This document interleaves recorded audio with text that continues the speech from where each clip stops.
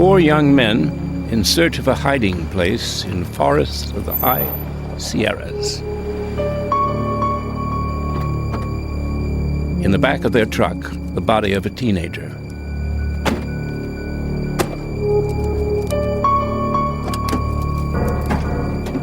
According to later court testimony, 2 of the young men in the forest that night had had sexual relations with their victim. All hell had broken loose at a party when someone blurted out that their girl, the girl everyone knew as Gwen, was transsexual. In their eyes, a boy faking it as a girl. With one of her former lovers screaming out, "I can't be gay, I can't be gay," Gwen was kneed, punched, beaten over the head with an iron skillet, and finally strangled with a rope. They dumped Gwen's body in a shallow grave and crushed it down with rocks. Her face was caved in. You couldn't even tell that this was my child anymore. The bruises are just, it's horrible, horrible. I mean, you could tell that she had been beaten. During her transitioning, this was my biggest fear. That she would be at the wrong place at the wrong time, and someone would discover that she wasn't a she and would have male anatomy. For all my years conducting investigation of human rights abuses, I never forgot this young man who stand in front tanks. It's not only me never forgot, the world did not forget him. I spent, years in the labor camp. I confronted the regime also in the labor camp. That image actually played a key role to me. He wanted to change China, but what he did was help to change the Soviet Union. I went to a number of countries in Eastern Europe before the Berlin Wall came down, and I was complimenting their courage. They said, if that kid in China stood in front of those tanks, we can do what we're doing. What this young man did was, in effect, change the world. You had doctors outside involved in mouth-to-mouth resuscitation with red faces from, stained from blood. We saw more than 30 bodies lying on the ground in front of the hospital.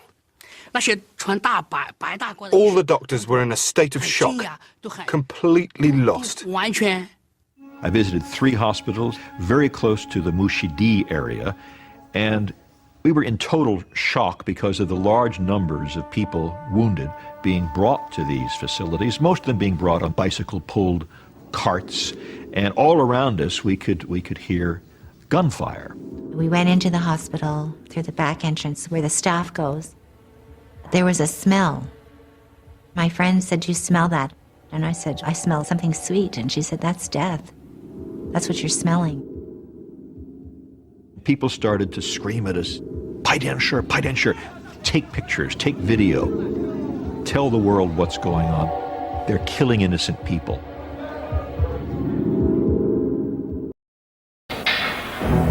In this maximum security prison, one of Roger's clients is now serving a 40-year sentence for a brutal killing which he described to the police as a human sacrifice demanded by his master, Satan.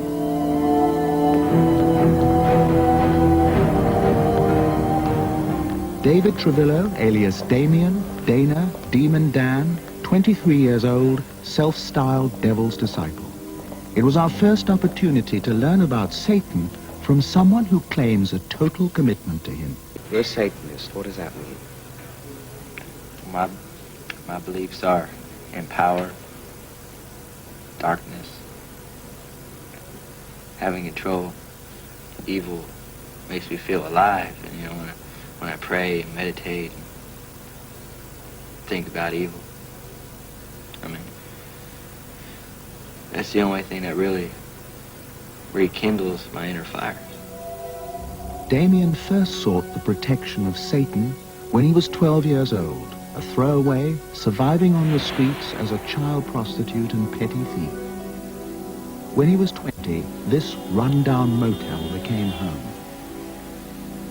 Damien shared his life here with Angela, a child throwaway like himself, who provided all his needs, food, rent, drugs, and alcohol, out of her earnings as a prostitute. The couple shared this room, which hasn't been cleared since the night of the murder. I believed it was done by a demon, but it was like I was watching somebody else from a corner of the room. But how did Angela die? Angela died by death of the blade. She was stabbed. Yes, Stabbed how many times? 39 times. Did she say anything to you as she was dying? Yeah, she said, I love you, Damien. Run while you got a chance.